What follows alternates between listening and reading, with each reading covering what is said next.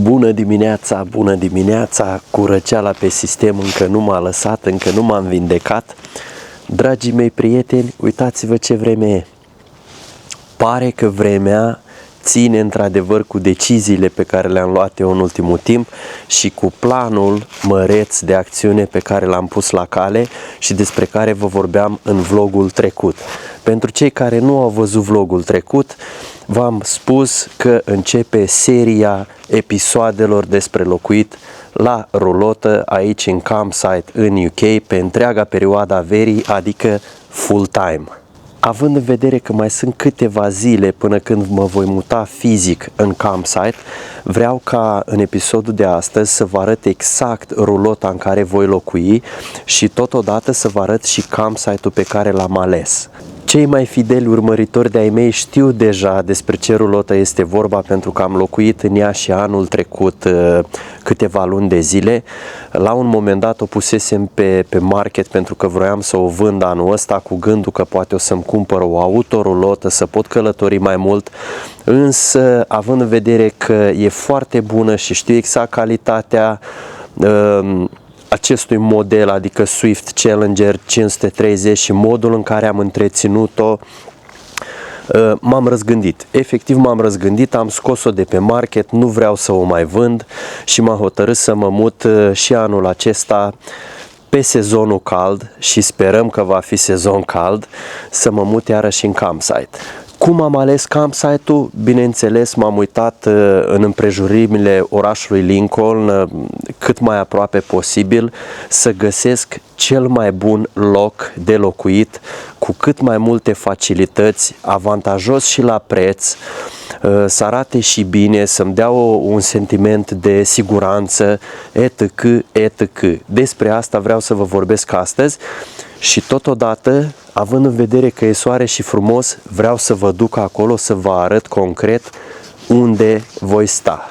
Până o să ajungem noi la campsite, care, apropo, este la vreo 15 minute de condus distanță de oraș, vreau să mai vorbesc cu voi câteva detalii și anume, vreau să vă spun că este esențial ca la o rulotă să beneficiezi de anumite condiții minime care sunt absolut necesare.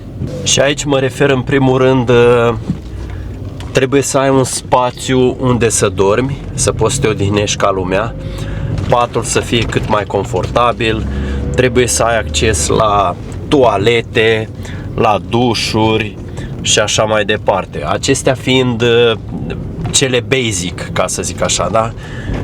Nevoile de bază. Bineînțeles că rulota este echipată cu canapele care se transformă într-un pat destul de generos dublu. Vă spuneam în episodul trecut că am de gând să modific puțin acel spațiu de dormit astfel încât să fie cât mai confortabil. Totodată ai și o mini bucătărie care este echipată cu aragaz atât pe gaz cât și electric, chiar și cuptor. Totodată am și cuptor cu microunde, iar pe lângă acestea mi-am cumpărat eu anul trecut, chiar înainte să mă mut, mi-am cumpărat și un air fryer pe care îl folosesc de fiecare dată când vreau să mănânc mai sănătos, mai low fat, mai fără grăsimi. Bineînțeles că toate acestea adunate pentru mine contează extraordinar de mult, pentru că nu sunt dispus să locuiesc off-grid cu totul. Nu neapărat că nu sunt dispus, dar nu cred că sunt pregătit pentru așa ceva deocamdată, pentru că mă cunosc și am tabieturile mele și îmi place să locuiesc în natură, dar îmi place foarte mult să am parte și de confort. Și eu chiar cred că pot să întrunesc pe acestea toate la un loc și să fac un pachet complet, astfel încât să-mi aducă satisfacție. Atât rulota cât și campsite-ul sunt importante, pentru că trebuie să ții cont de amândouă.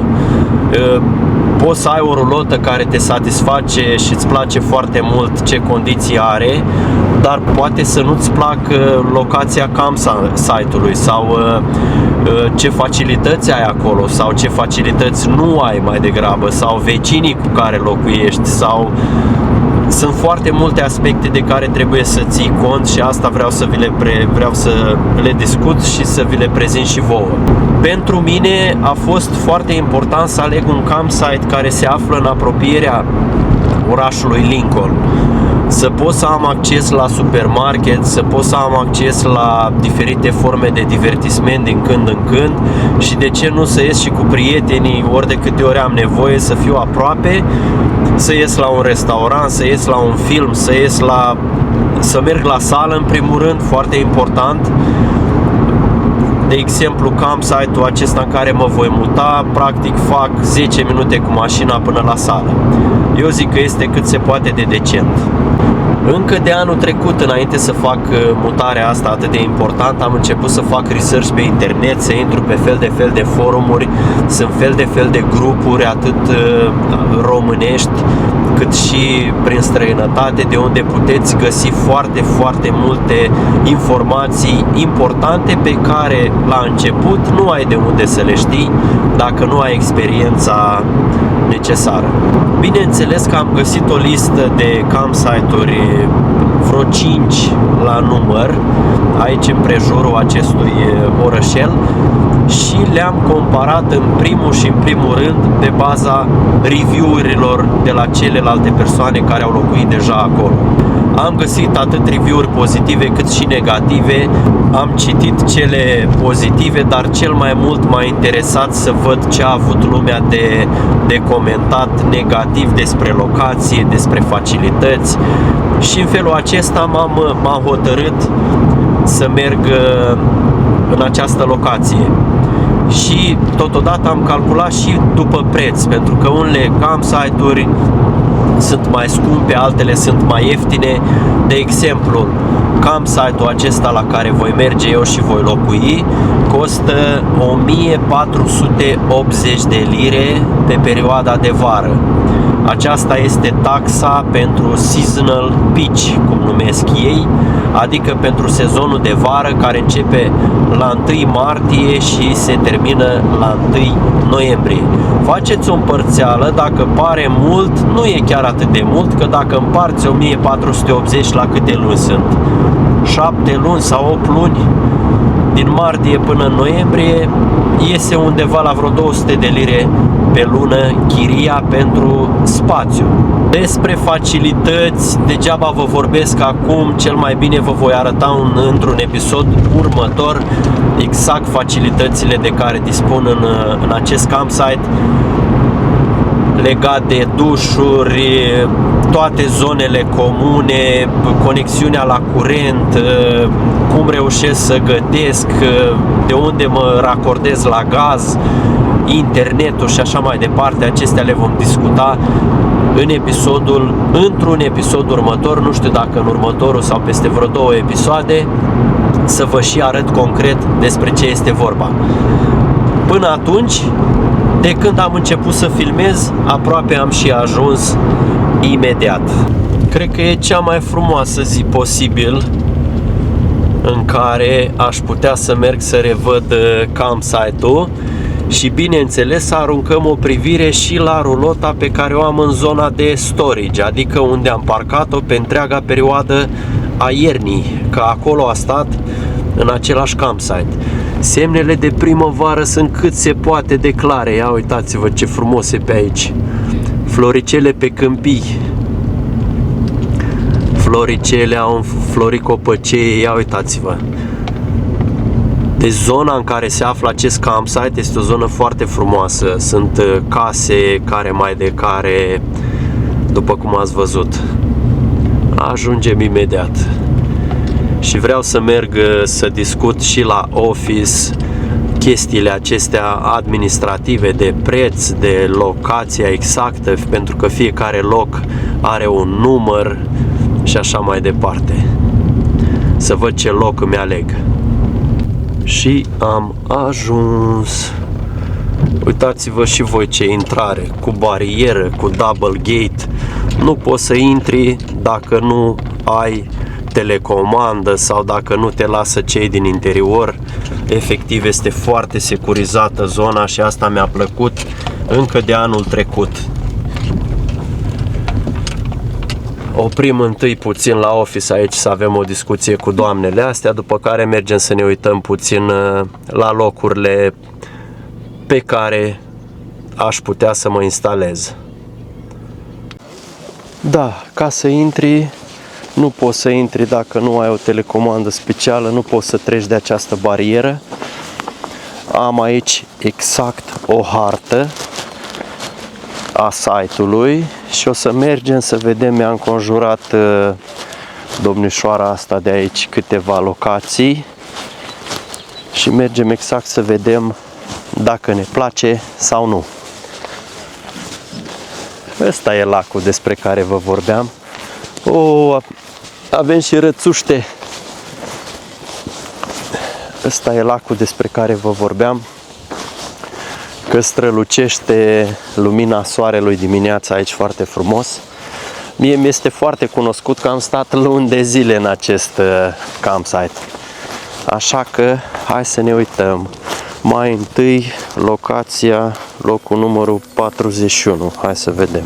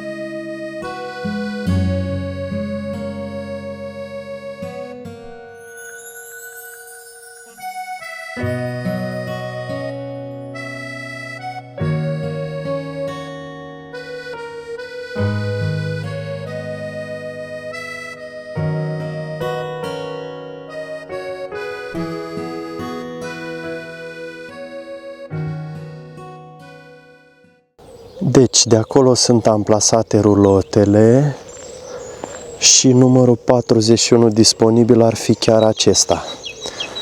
Însă nu voi sta aici și vă spun și de ce. Da, deci ăsta ar fi disponibil, 41, lângă băieții ăștia de aici care știu de astă vară că era nebunie cu copii, cu 100 de copii, cu biciclete, cu fotbal, cu televizoare scoase afară, cu băutură, cu bere, cu toate alea și eu nu vreau așa ceva. Eu vreau un loc mult mai relax. Aici am stat prima dată, anul trecut, exact pe poziția asta și m-am mutat din cauza plopilor. Pentru că să vedeți cam cât de multe aspecte sunt și de care trebuie să ții cont. M-am mutat din cauza acestor plopi care, fiind înfloriți, adică având frunze, făceau o gălăgie de-a dreptul enervantă și a trebuit să mă mut. Cred că și ăsta este disponibil. Nici aici nu vreau să stau. Da, ceva îmi spune că voi sta tot unde am stat eu astă vară. Și da, uitați, așa sunt amplasați. Rulota și un owning din ăsta care se atașează. Aici, iarăși, dacă nu ai experiență, spui că, da, uite ce mișto e aici, pe lângă copăcei ăștia, dar copăcei ăștia îți vor da numai frunze care se vor depune pe rulota ta și cu apă în două se vor face, nu vreți să știți cum se face deasupra pe acoperiș, care în timp poate degrada suprafața și apărea fel de infiltrații de apă. Nici aici nu vreau. Așa eu mai pretențios. Nu vă arăt deocamdată facilitățile, Deocamdată alegem doar locul pe care mă voi amplasa și instala. Ce s-a întâmplat la ăla? Mamă, ăsta pare că nu a mai venit de anul trecut să vadă ce se mai întâmplă pe aici. Și după cum se vede, i-a cedat puțin cortul, dar cred că e cea mai șmecheră rulotă din acest campsite. Pentru că, ia uitați-vă ce modele. Se extinde, se face, nu știu, șmecheră. Numărul 30, chiar pe colț. Da. Ăsta ar fi iarăși disponibil. Locul ăsta ar fi iarăși disponibil chiar de aici, din fața lacului. Să facem o analiză. Sub copaci, chiar pe colț, chiar lângă stradă, mașini în continuu, din toate direcțiile, o să zic nu. Asta e zona în care am locuit eu anul trecut. Aici văd că iarăși sunt două locuri disponibile, dar nu am de gând să stau aici pentru că iarăși sunt sub copaci. Aici sunt niște rulote pe care le știu de anul trecut. Îi cunosc pe cei care locuiesc aici, la fel și pe cei de aici. Da. Mai sunt aceste locuri. S-ar părea... s-a eliberat... ce tare! Ce tare! Deci haideți să vă arăt unde am stat eu anul trecut. S-ar părea că s-au eliberat niște spații noi. Nu știu cine s-a mutat aici. Pe cei care locuiesc aici îi cunosc. Și aici în dreapta și aici în stânga. Sunt niște oameni foarte de treabă. Iar aici, chiar aici, sub copăcii ăștia doi care mi-au făcut zile negre, chiar aici am stat eu anul trecut. Da, este greu de decis. Eu am stat pe locul 10, acolo, care este foarte aproape de dușuri în partea aceasta, dar și locul acesta pare să fie disponibil dacă aș vrea. Este cam greu de decis. Totodată parcă nu aș vrea să stau chiar lipit de femeia asta, cu toate că venea numai în weekenduri. Aici iarăși aș putea să mă instalez, pe locul acesta unde știu cine a locuit anul trecut aici. Da, se vede locul pe care am stat, uitați-vă cum arată. De la tot ce a căzut din copacii ăștia, nu mai frunze, nu mai mizerii, direct pe caravana mea, pe rulota mea, și a trebuit să o spăl la greu. Da, probabil voi alege între numărul, ăla este 10, ăsta este 9, ăsta ar trebui să fie numărul 8, dacă nu mă înșel. Da. La 8 aici ar fi ok. Da, aici chiar ar fi ok la 8. Nu am copaci deasupra, am gardă în spate frumos. Sunt lângă oamenii ăștia pe care îi cunosc. Vecinii de aici din față sunt super de treabă. Da. Deci o variantă ar fi la 8. O altă variantă ar fi la 7, dar e prea aproape de copaci. Deci undeva la 8 aici. Da, ia să-mi notez pe hârtiuță 8. Acolo este 8, iar aici este 11. O idee ar fi să mă amplasez și aici la 11. Văd că mai este cineva aici la 12.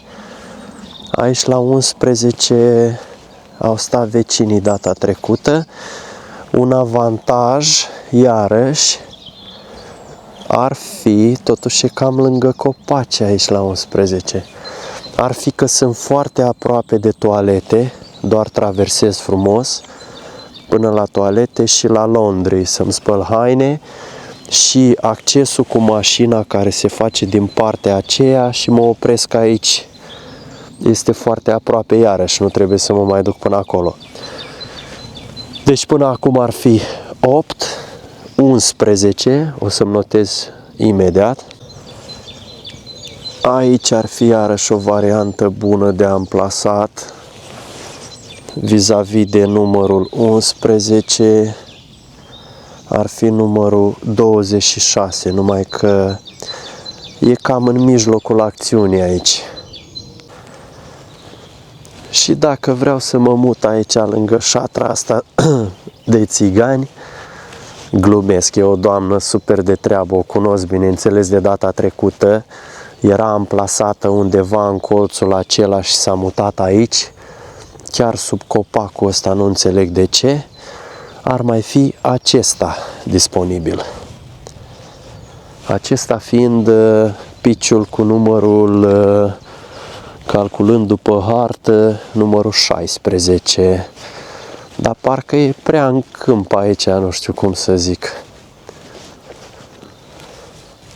E prea la capăt de campsite. Da, nu cred că mă pasionează asta. Nu cred că îmi face cu ochiul. Între timp, până mă hotărăsc eu pe care poziție o să mă instalez anul ăsta, haideți să dăm cu ochiul puțin aici în zona de storage, să vedem ce face fetița lui Alex, dacă e bine sau nu. Aceasta este zona în care a hibernat căsuța mea pe întreaga perioada iernii, de la 1 noiembrie până la aproape 1 aprilie.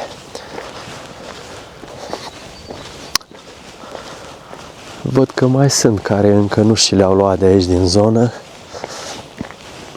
Abia este undeva în capăt. Unde ești, mă, fată, mă, de nu te văd? Iaca, frumusețea. Swift Challenger. Mamă, ce bine s-a păstrat, ce curată pe 46A aici. Ce curată s-a păstrat, impecabilă. Ia uitați-vă și voi. Cum să nu stau eu pe perioada asta de vară la această frumusețe de rulotă? Bineînțeles că am securizat-o la ambele roți. Aici are un locker. În partea cealaltă trebuie să aibă și acolo unul.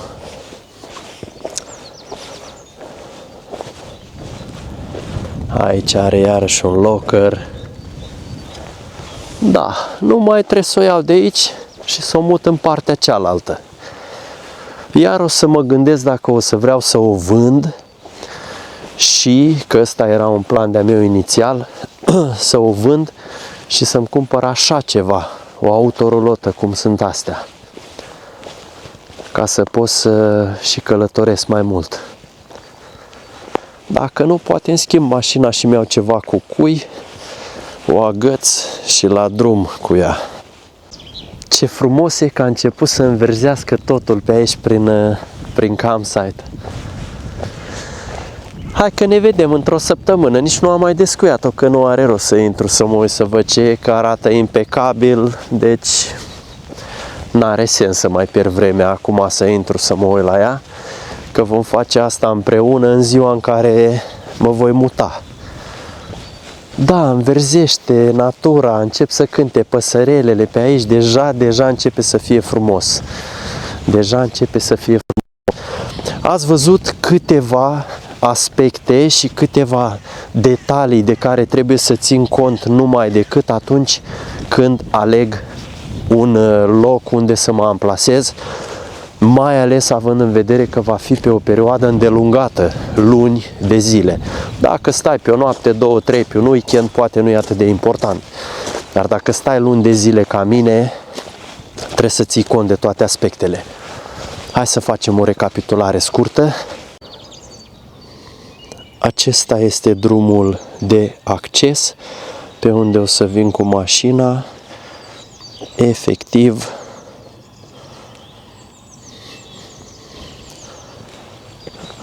pe aici. efectiv pe aici. Aici sunt oamenii instalați.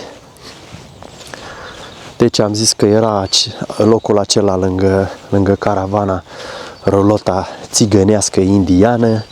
Nu vreau să mă bag acolo că parcă e prea pe capăt de campsite. Aici lângă tantea aia pe care o știam eu, femeia aia. Și ar mai fi... Ăsta era bun iarăși 12, dar văd că e luat. Ar mai fi ăsta 11. Cred că aici o să mă și instalez la 11, că eu am stat la 10 și o să stau la 11 anul ăsta. Sau oare să mă pun aici? Nu vreau să mă pun aici, că e prea în drum. Deci, da, am hotărât. Ori 11, cu acces din partea aceea frumos, cu mașina țup, parcare aici frumos. Deci ori 11, ori 8 aici. Cred că mai degrabă 8. Da, și acum trebuie să ne ghidăm după o chestie foarte importantă. Deci, primul lucru, să nu fie sub pomi, da? Aici nu este sub pomi. Stații de acestea de conectare la curent au toate, după cum se vede. Deci, primul lucru, să nu fie sub pomi, să fie cât mai aproape de toalete și dușuri, care sunt acolo în partea aceea. Cu mașina nu contează, că pot să ajung cu mașina până aici fără probleme. Să fie terenul cât mai nivelat posibil, să nu fie pe o parte înclinat sau știu eu. Pare să fie destul de ok, destul de drept, pentru că rulota va veni undeva în partea asta, iar încoace va veni instalat owning-ul, cortul, până undeva aici. Așa, și încă o dată, foarte, foarte important, accesul la apă, care cea mai apropiată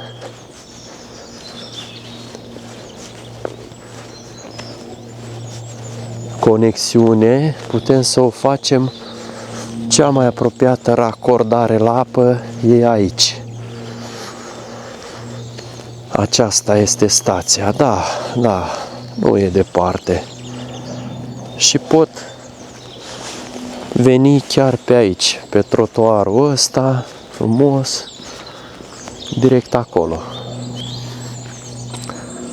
Deci pot veni ori pe partea asta, atât la apă cât și la toalete, ori pe partea cealaltă, ori pe aici. Dar totuși parcă îmi place mai mult ăsta, că e și mai aproape de băi. Și mai aproape de băi, și mai aproape de golit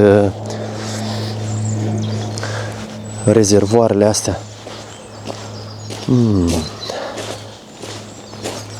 Da, e greu să mă decid. 11 sau 8. Poți să te muți și după, dar după e mai complicat dacă vrei să te muți. Văd că stă cineva aici, nu știu cine o fi ăsta, ce-i cu ăsta, sau ce fel de oameni ori locui. E foarte important și lângă cine stai, vă spun din proprie experiență. Aici, da, deci dacă aș sta pe capătul ăsta, cam ăsta ar fi view-ul în fiecare zi. Da, dragii mei prieteni, am ales, va fi numărul 11 până la urmă. Am calculat după toți factorii, am ținut cont de toate aspectele, de copaci, de poziționarea toaletelor, dușurilor, accesul cu mașina, etc. Da, cam asta a fost pentru astăzi, în acest episod.